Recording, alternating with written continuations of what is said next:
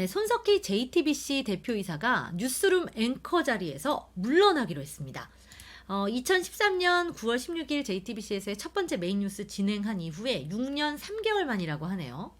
네, 태블릿 PC 보도와 박근혜 전 대통령 탄핵 관련 보도를 통해서 JTBC와 손석희로 대표되는 뉴스룸은 신뢰도 1위 언론으로 급부상했습니다. 그런데 최근 허위 보도 등으로 홍역을 알아왔죠. 네, 얼마 전에는 무너지지 않을 것 같았던 정말 손석희 사장이 공식 사과까지 했습니다. 어떤 일이냐고요? 바로 방탄소년단과 소속사의 갈등을 보도를 했는데 여기에 대해서 문제가 생겼기 때문입니다. 자세하게 어떤 내용인지 좀 살펴보도록 하겠습니다.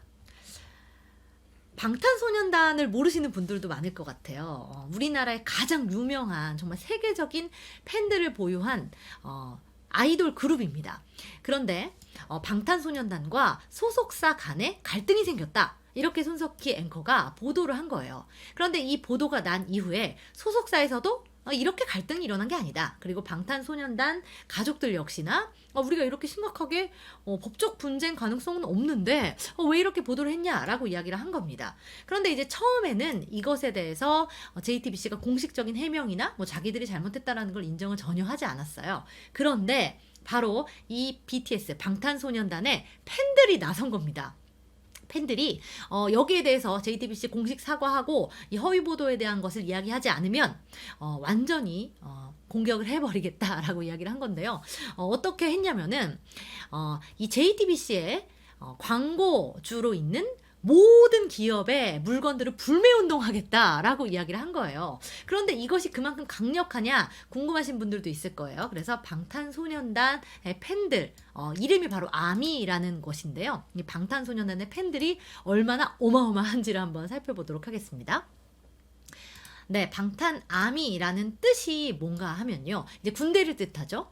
ARMY, 방탄을 지키는 군대라는 뜻을 가진 방탄소년단 BTS의 전 세계적인 팬을 의미합니다. 그런데 전 세계적으로 얼마나 팬이 많냐면요. 12만 장의 티켓이 예매 시작과 함께 모두 팔릴 정도로 정말 어마어마한 팬덤을 보유하고 있는 거죠. 이 보통 SNS를 통해서 활동을 많이 하기 때문에 전 세계 몇 개 국가에 몇만 명, 몇십만 명, 몇천만 명이 있는지 예측조차 굉장히 힘들다고 합니다.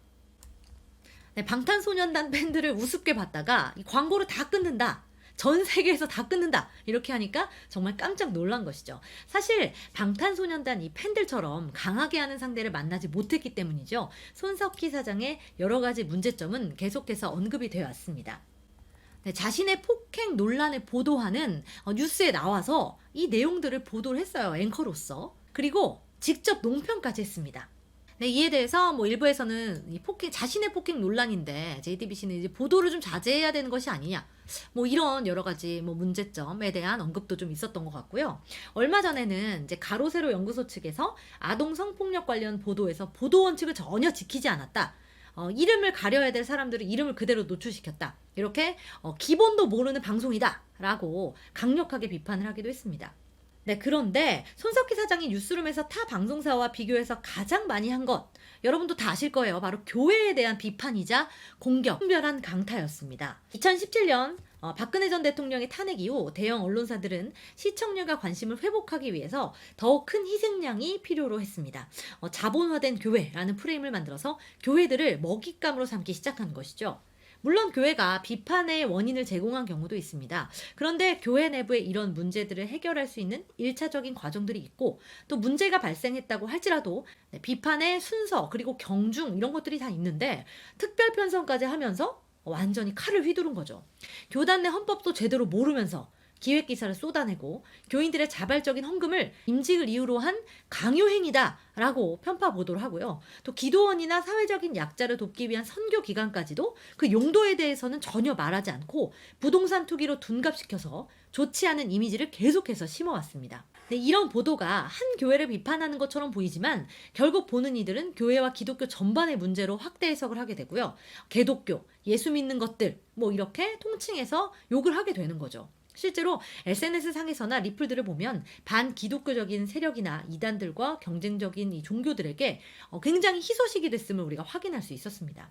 조계종 종문의 내부 비리 그리고 천주교 신부들의 비리나 사기 행각을 이 정도로 반복적으로 다뤄진 적은 뭐 전혀 없는 것과는 굉장히 대조적인 거죠. 네, 손석희 사장의 씁쓸한 퇴진과 함께 생각나는 이들을 또 빼놓을 수 없죠. 손석희 사장의 앵커 브리핑이 한편의 설교를 듣는 것 같다. 그리고 JTBC가 교회 같다. 뭐 이렇게 말을 한 김동호 목사 빼놓을 수 없고요. 네, JTBC 뉴스룸 손석희 앵커는 또 한국교회를 작심하고 비판하면서 예전에 그 성추행 가해자로 지목된 안태근 전 검사가 대형교회에서 세례를 받고 간증한 것까지 이제 지적을 했습니다. 그래서 간증이나 이런 회개가 변질되고 있다라는 이야기를 좀 하면서요.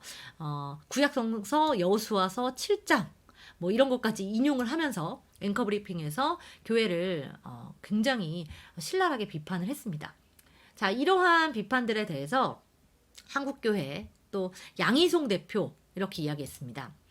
진정성을 담은 이야기에 사람들이 향수와 애틋함을 느끼고 있다. 자, 이런 손석희 앵커의 이야기를 들었을 때 찬사의 의미로 설교 같다라고 말한다. 문 대통령과 손 앵커의 언어는 한국 사회를 울렸고 그런 의미에서 설교 같다는 평가를 듣는 것이다.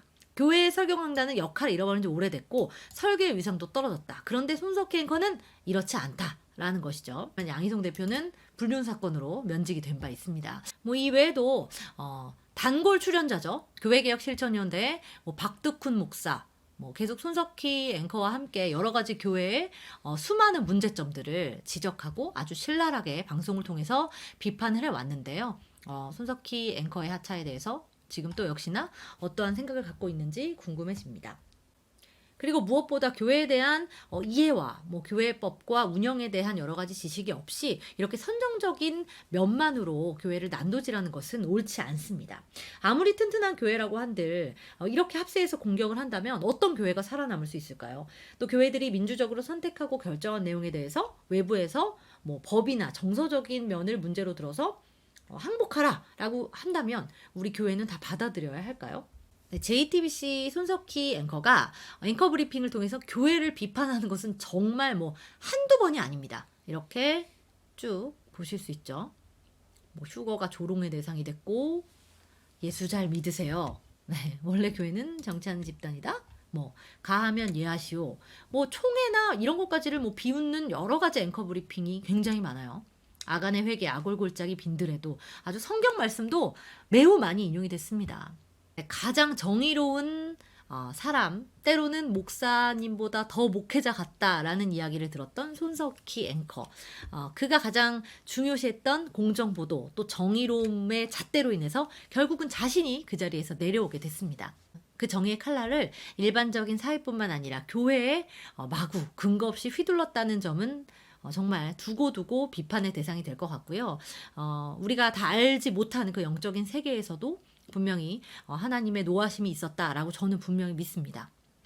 지금 수많은 이러한 행태를 또 보이고 있는 여러 공중파 방송들 또 뭐 종편 여러 가지 인터넷 언론들 긴장하셔야 될 것 같고요. 교회는 이렇게 함부로 재단하고 또 사회적인 잣대로만 판단할 수 없는 것이라는 것을 다시 한번 기억해야 될 것 같습니다. 처치타임즈 김효정이었습니다.